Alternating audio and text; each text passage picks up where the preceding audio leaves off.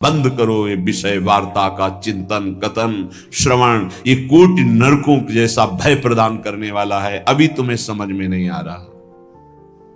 ये विषय चित्र देखना, विषय चिंतन करना, विषय क्रियाएं करना बहुत करोड़ों जन्मों में किया है। थोड़ा संयम में हो जाओ। मानव जीवन की दिव्यता, आनंद की दिव्यता, उसका अनुभव करो, परमात्मा तत्व का अनुभव करो, नहीं पछताओगे। यहां से कुछ नहीं जाना। कह रहे हैं अलम छई सुखा प्रदैर युवती पुत्र आदि कई। ये बहुत बड़ा आकर्षण है हर हृदय में काम का। विपरीत शरीरों को भोगने की प्रबल इच्छा, यही हमारी दुर्गति कराती चली आई है। इसी का आकर्षण रोकना है। यदि हृदय में यह आकर्षण बना रहा, काम सुख के भोग के लिए विपरीत शरीरों के आकर्षण, शरीरों को भोग करके आनंद की अनुभूति करने की इच्छा, ये दुर्गति करा देती है। दुर्गति ये ऐसा दलदल है, इस दलदल में प्रथम बार जब से उतरे आज तक नहीं निकल पाए। धसता ही चला गया जो इस काम भोग रूपी दलदल में गिरा। इसलिए कह रहे अलम क्षयम सुख, नाशवान चिंता शोक प्रदान करने वाले इस सुखाकर्षण से बचो। जो शरीराकर्षण, इससे बचो, नष्ट हो जाओगे। तुम्हारे जीवनी शक्ति एक सीमित है। अभी यौवन अवस्था है, नष्ट कर लो, फिर किसी काम के नहीं रहोगे। ना भगवत चिंतन ना शरीर चिंतन का रह जाएगा। केवल शोक चिंतन, चिंता, भय और केवल नाना प्रकार की भयावह कल्पनाएं। बस संयम से नहीं चलोगे, धर्म से नहीं चलोगे तो कोई सुख तुम्हें कभी सुख प्रदान ही नहीं कर पाएगा। धर्मात्मा पुरुष धर्म पूर्वक जब सुख का सेवन करता है तो सुख उसे विरति प्रदान करता है, वैराग्य प्रदान करता है, फिर वो अनुराग के मार्ग में चल पाता है। इसलिए कह रहे कि ये क्षय नाशवान सुख है।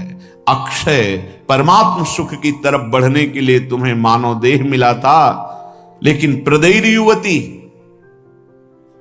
मुस्कुराहट, रूपाशक्ति, मृदु भाषण, नाना प्रकार की विलासिता, इसने तुम्हारे मन का अपहरण कर लिया है। बचाओ अपने मन को और मनमोहन की तरफ लगाओ, प्रभु की तरफ लगाओ। मान लो इन महापुरुषों की बात, आज तक कभी कोई तृप्त नहीं हुआ। कोई भी शरीर भोगों से अतृप्त होकर ही मरा और अगले जन्म फिर उन्हीं भोगों में लगा। बहुत सावधान। यदि बात समझ में आ जाएगी तो निहाल हो जाओगे, नहीं समझ में आएगी तो कभी पछताओगे इस बात को सोचकर। ये महापुरुषों के वचन है। धर्म पूर्वक भजन करते हुए यदि भोगों का सेवन करोगे तो वैराग्य हो जाएगा और भगवान के चरणों में अनुराग के मार्ग में चल पड़ोगे, गृहस्थ हो या विरक्त। अधर्म पूर्वक विषयों का सेवन करोगे, मलिन अंतःकरण, रागी अंतःकरण, हिंसक स्वभाव, क्रूर स्वभाव, ससुख वांछा, आसुरी स्वभाव वाला बन जाएगा, जीवन नष्ट हो जाएगा। श्रीपाद कह रहे हैं वित्तादिकैर, धन के द्वारा भोगों को संग्रह करके भोगने की इच्छा, ये महान पापाचरण कराती है।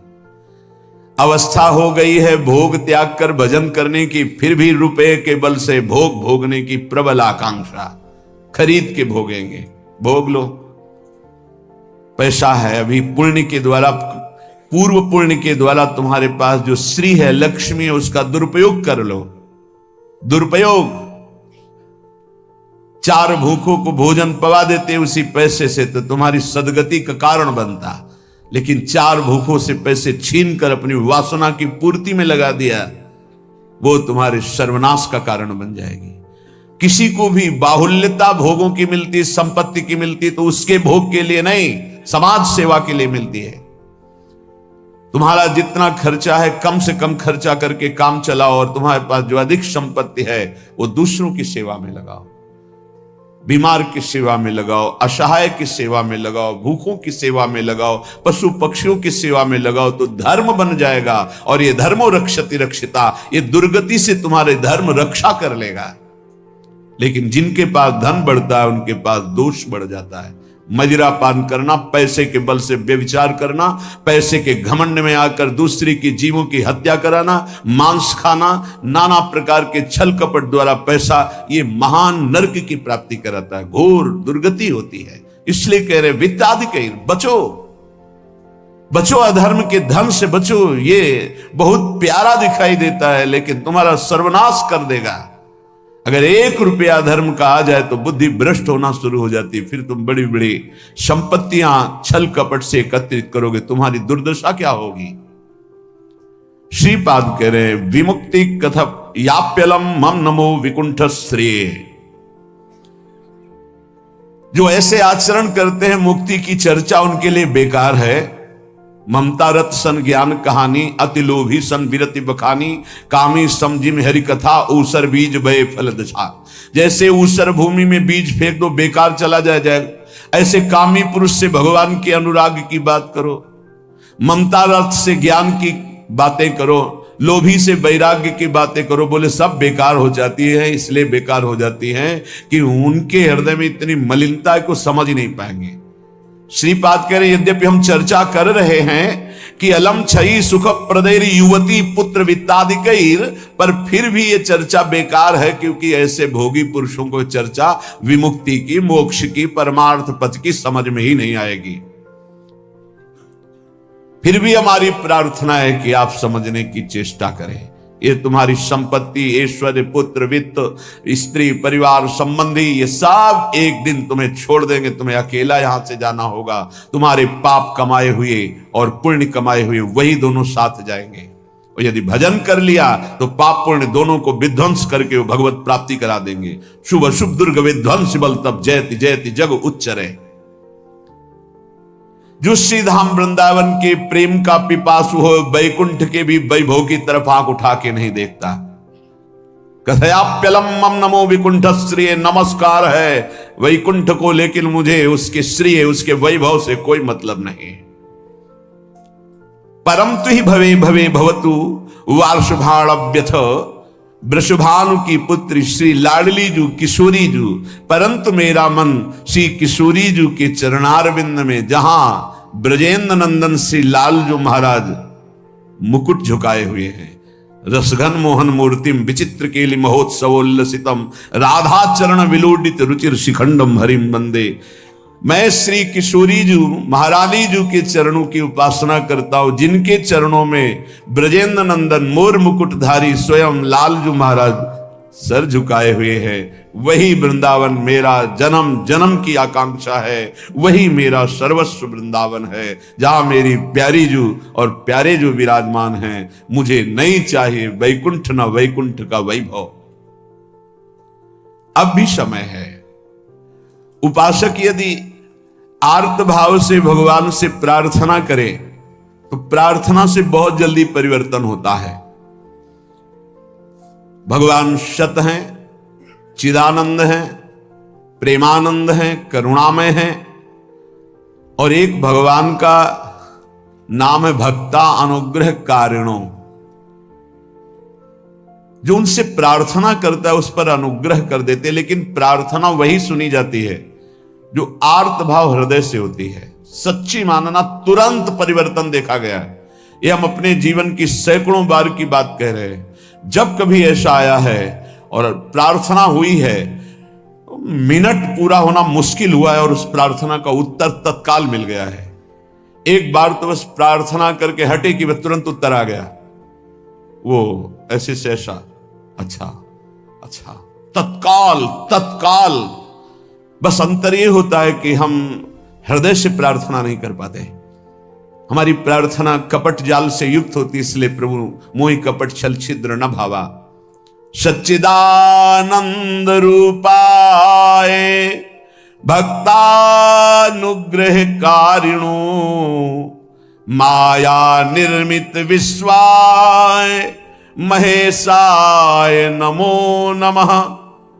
हे नाथ, आप सच्चिदानंद में हैं, सच्चिद आनंद। तात्पर्य, हम आपको कुछ दे सके ऐसी सामर्थ्य नहीं। सच्चिदानंद को ये पार्थिव जो मायाकृत पदार्थ हैं, भोग सामग्री, ये भ्रम हटा दीजिए। हमने कई बार प्रार्थना किया है, ये केवल हमारे भावों को प्रकट करता है, इसलिए वस्तु सामग्री का महत्व है। अगर भाव नहीं है तो कोई वस्तु सामग्री का महत्व नहीं। आप 100 कुंतल सोना चढ़ा दो, हमारे प्रभु के लिए कुछ नहीं है। कई बार आपको बताया है, समुद्र को रत्नगर्भा, पृथ्वी को रत्नगर्भा कहा गया है। ऐसे ऐसे पहाड़ हैं जो 4-4 लाख योजन के सोने के हैं, और वो सब मायाकृत है। आप देवलोक को जाइए, वहां स्वर्णिम भवन बने हुए हैं देव गंधर्व अप्सराओं के। अमरावतीपुरी कैसी बनी हुई है, पढ़ करके महाभारत में देखिए कैसी देवराज इंद्र की सभा है, कैसी वरुण जी की सभा है, कैसी लोकपाल अग्नि की, वायुदेव की, होश उड़ जाएंगे। और ये सब मायाकृत है। ऐसे प्रभु को हम क्या दे सकते हैं? और ऐसे प्रभु को जब रोते हुए भाव से किसी ने पत्र अर्पित किया तो बिक गए एक पत्र में। पत्रम पुष्पम फलम तोयम। हे सच्चिदानंद प्रभु, आपके एक संकल्प से संपूर्ण सृष्टि प्रकट हुई है। ये प्रार्थना, मैं नीच आपको क्या दे सकता हूं नाथ? मेरे पास तो जो कुछ है वो सब आपका दिया हुआ है। शब्दों को देखिएगा, हे नाथ, मेरे पास जो कुछ है वो तो आपका दिया हुआ है। आपके एक संकल्प से संपूर्ण सृष्टि हुई। नाथ, मैं आपको क्या दे सकता हूं प्रसन्न करने के लिए? आप मुझ पे अपनी तरफ से, अपनी कृपा से प्रसन्न हो।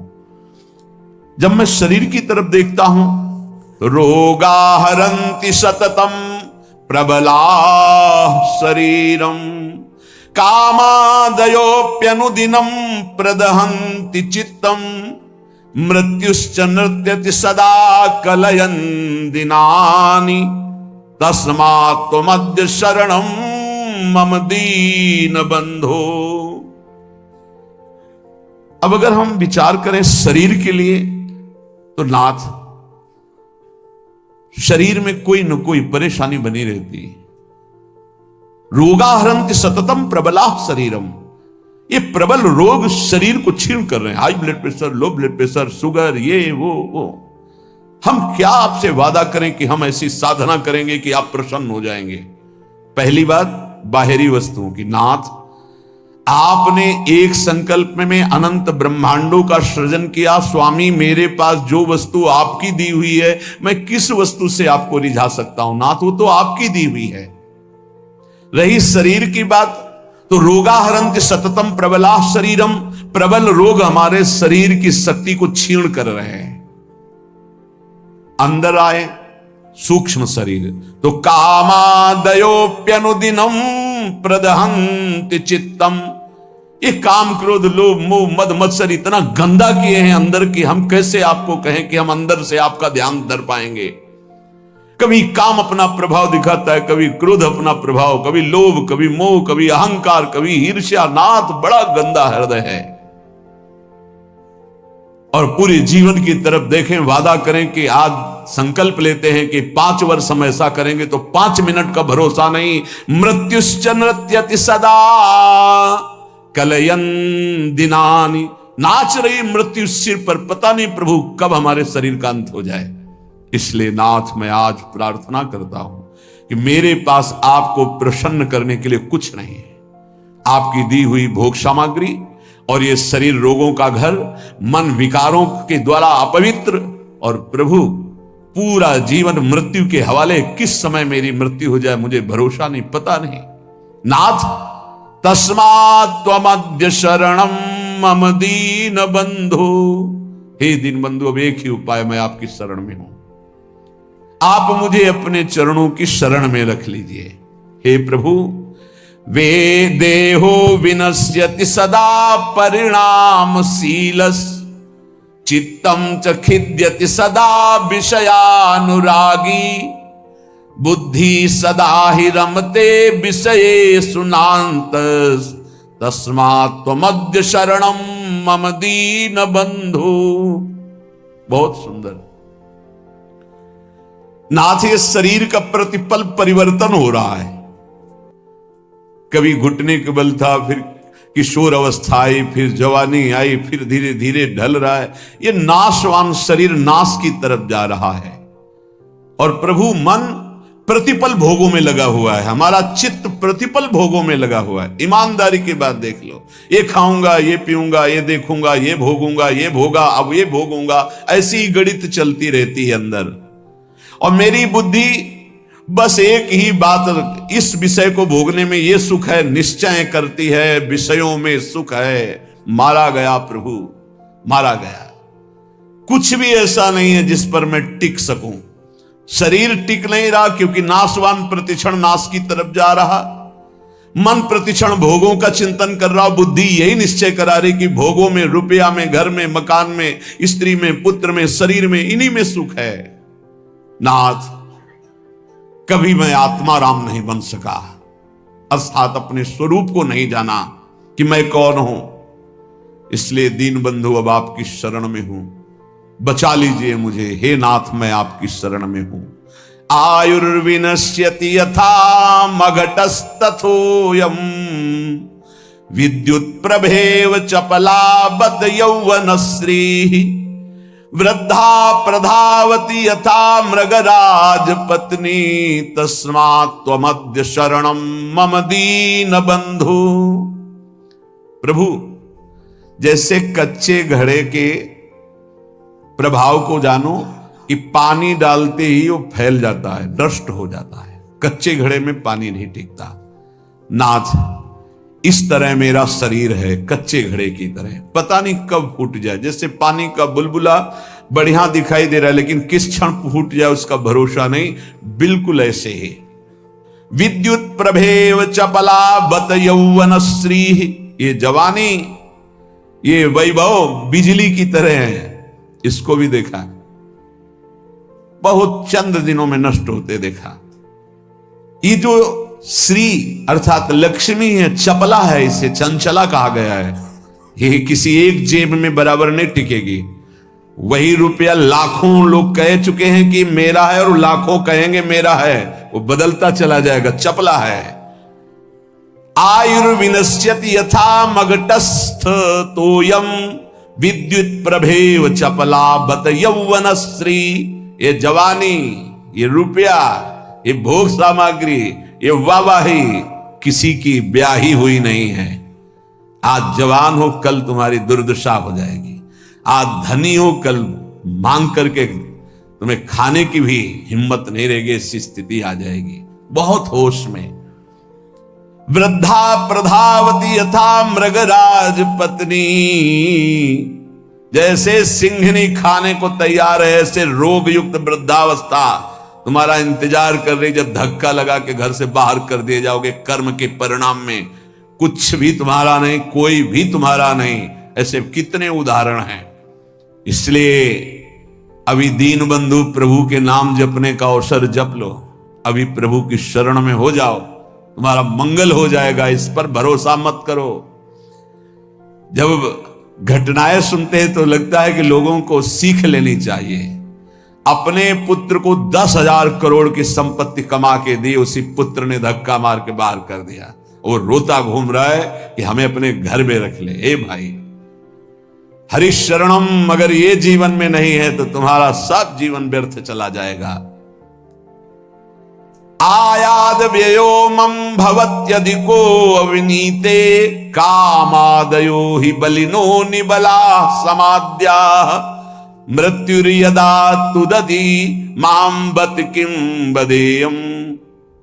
हे प्रभु,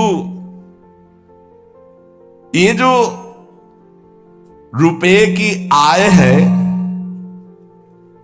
ये जीव को पागल बना देती है, धर्म से भ्रष्ट कर देती है। ये भी देखा है, जितना अधिक रुपया आएगा उतनी बुद्धि भ्रष्ट होती चली जाएगी। रुपये का सदुपयोग कोई महाभागवत कर पाता है नहीं। रुपया बहुत बुरी तरह कर्म बिगाड़ देता है। जहां रुपया बढ़ा तो फिर कर्म बिगाड़ देता है। कुछ नहीं, भारी प्रमाद। ये जो आप लोग बैठकर सत्संग सुन रहे हैं, बड़ी भगवत कृपा है जो आप यहां आकर के सत्संग सुन रहे। भगवत कृपा। संसारियों को भगवत चर्चा सुनने की ना प्रेरणा होती है, ना इच्छा होती है, ना समय दिया जाता है। और जिसे सत्संग नहीं मिला जीवन में, उसका जीवन कूड़ा बना रहता है। गंदे आचरण, गंदा खाना पीना, गंदा व्यवहार। भगवत प्राप्ति करना है, भजन करना है, ऐसा कहीं चिंतन ही नहीं है, कहीं चिंतन नहीं। बस कमाना, ये सत्य है संसार, ऐसा भाव, कमाना है, मकान बढ़िया बन जाए, रुपया बैंक बैलेंस हो, अमुक कार्य, सोचते सोचते मर गया, फिर अगला जन्म हुआ, फिर यही सोच, कब तक चलता रहेगा।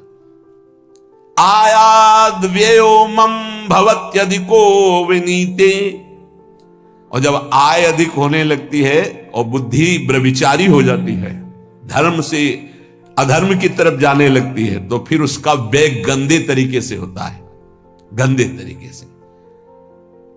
जो धर्मात्मा पुरुष होते हैं उनका धन बहुत अच्छी तरीके से, सो धन धन्य प्रथम गति जाकी, क्या अस्पताल खुलवा दिया निशुल्क, बढ़िया दवा, बढ़िया डॉक्टर, और जो असहाय गरीब है फ्री दवा उनकी, भोजनालय निशुल्क, किसी भी तरह का कोई छल कपट नहीं, जो रूखा सूखा सब फ्री पवार। ये धन का सदुपयोग। गौ सेवा, लाखों गौओं का, पशु पक्षियों का पोषण हो रहा है।